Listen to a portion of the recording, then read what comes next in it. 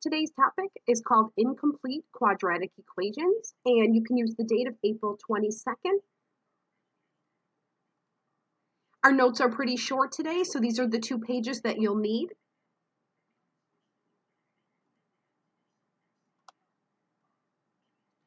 We know from our work with trinomials and quadratic equations so far that if you put a quadratic equation into standard form, we want to start with the largest exponent, x squared, and then x to the first, and then have our constant. And now that we are working with equations, we should be set equal to 0. If you have an incomplete quadratic equation, that means 1 or 2 of the 3 terms could be missing. So here's an example. I have 2 terms of the quadratic, but the linear term, bx, is missing. Here's another example where 2, the linear and the constant, are both missing. The x squared is what makes it a quadratic, and as long as that term is there, it's still classified as a quadratic equation. But both of these are incomplete quadratics. Today we're just going to solve some incomplete quadratic equations, and you should already be pretty familiar with it. It won't seem that difficult. So when I look at example 1, I can see that I have terms on both sides. I do want one of my sides to be 0, so I'm going to subtract x squared from both sides, and when I do that, I'm going to have 3x squared minus 27 equals 0. So now it is in standard form. The rest of this is just applying our normal rules for factoring our quadratic.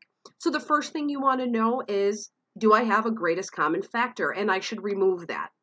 So when I look at my terms, I do see a GCF of 3. And then I'm going to go through and divide each of these terms by 3, leaving behind x squared minus 9. Now, the leftovers, x squared minus 9, that can be factored again. This is the difference of perfect squares. So that means my terms are going to be identical.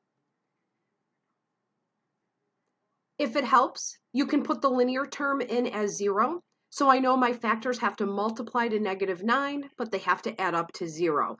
That tells me that the factors are positive 3 and -3. And when it's completely factored, these are the 3 terms that are the prime factors. Now, we have to set 3 equal to 0 as a possible factor. We know that that is not true, so we're going to write reject, and this factor is not a possibility. We will set x minus 3 equal to 0, so we have a root or a solution at positive 3, and we're also going to set x plus 3 equal to 0, so we also have a solution at -3. Remember, you should always check in the original function to see if your solutions are correct. And then we're going to write our solution set in our fancy brackets as 3 and -3.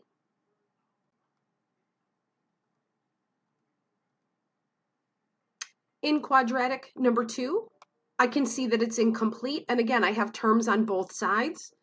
So I'm going to move 49 over to the left-hand side by subtracting. And now my quadratic equation is in standard form. I'm looking to see if there's a greatest common factor, but it doesn't appear that either of these have anything in common. But when I look at these, I can see that the term in the front, 4x squared, is a perfect square, and 49 is a perfect square as well. So this is really the difference of perfect squares. I'm going to have 2 identical factors, one with a positive and one with a negative. So at this point, we'll set each binomial factor equal to 0. So I'm going to start with 2x minus 7. We're going to first add 7, and then we're going to divide by 2. So I have a solution or a root at 7 over 2. And this is best left as a fraction. I'm also going to set 2x plus 7 equal to 0. And when I'm done solving, I have a root at -7/2. And again, the fraction is the best. So my solution set is 7/2 and -7/2.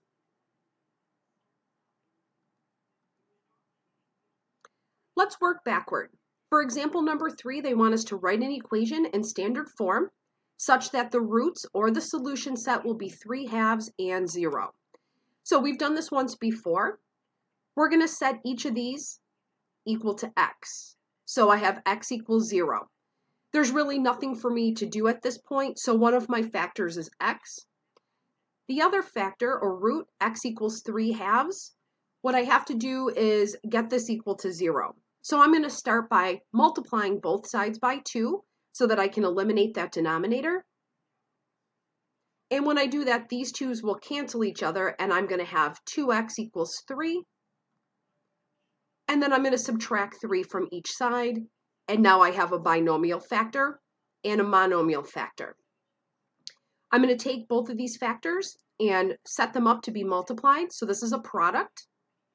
And then I'm actually going to distribute. So I'm going to multiply x times 2x and x times -3. This is the resulting quadratic equation, and it is written in standard form, so we've now answered the question.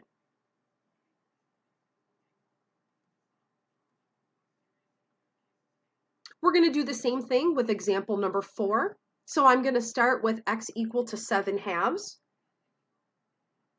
In order to eliminate the denominator of 2, we're going to multiply both sides by 2. And on the right-hand side, the 2's will simplify each other and be gone. So I'll have 2x equals 7, and then I'm going to subtract 7. So my first binomial factor is 2x minus 7. I'm also going to set x equal to 3. And then to get this equal to 0, we're going to subtract 3 from each side. And there's a second binomial factor. So I'm going to write these two as a product equal to 0. And we're going to distribute. So I'm going to go ahead, if you like to draw the arrows or set up the boxes, you can do that. But when I distribute, I should have 4 terms in my result. And then I'm going to combine my like terms in the middle to take me back down to a quadratic in standard form. And I've answered the question. We wrote an equation so that we have a solution set of 7/2 and 3. Our last question, number 5, is more of an applied problem.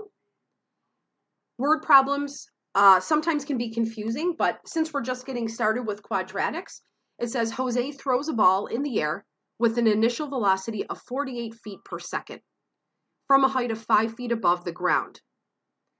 If the function h of t equals -16t squared plus 48t plus 5 represents the height, h of t, in feet, and t is the time in seconds, after how many seconds is the ball at a height of 37? So notice some of the information. The initial velocity of 48 is the linear term, and he was standing and the ball was at a height of 5 feet is your constant. So that's built into your function. So how many seconds is the ball at a height of 37 feet? We're going to replace h of t, which represents my height, with 37. So there's my function. And now I'm subbing in 37. I still want to work with a quadratic in standard form, so I'm going to subtract 37 from both sides so that my quadratic equation is equal to 0. Regular factoring rules apply, so if we have a GCF, we would like to pull that. And as I look at these, 16 will be a factor of 48 and 32. So I'm going to pull a -16. I do want to leave my leftover trinomial as a positive 1t squared. And my trinomial that's in parentheses can be factored further. Remember, we want our factors to be multiplied to 2 and add up to -3. So we only have one option here, 2 and 1, and both of those will be negative. So there's my 3 prime factors of the quadratic. We'll set each factor equal to 0. So -16 is not going to be equal to 0. We're going to reject that option. We have t minus 2, so I have a solution or a root at 2. In t minus 1, I have a solution at 1. So because this is a word problem, we're going to conclude with a verbal statement. So therefore, the ball is 37 feet in the air at 1 second and 2 seconds. We haven't done a lot of word problems and we have not graphed these yet, so you might be wondering why it can be at a height of 37 feet twice. So I'm just going to show you. This is the graph of a parabola, and we will be getting to these soon. The time is down here at the bottom. That's our independent variable, and height is our dependent variable. So if this is 0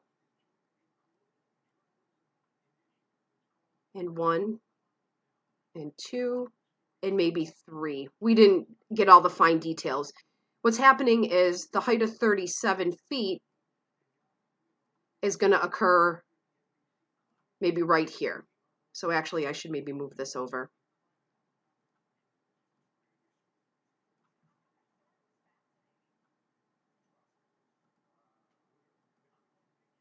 So maybe this is 2. So the ball's at a height of 37 feet right here and right here. So it goes up, hits its max height, and then it comes down. So there will be 2 times that it's at a height of 37 feet, on the way up and on the way down.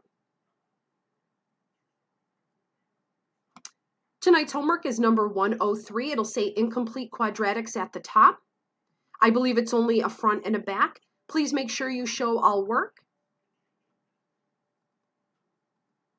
And if you have any questions while you're going through your assignment, please contact me in one of these methods and then submit your assignment as soon as you're finished.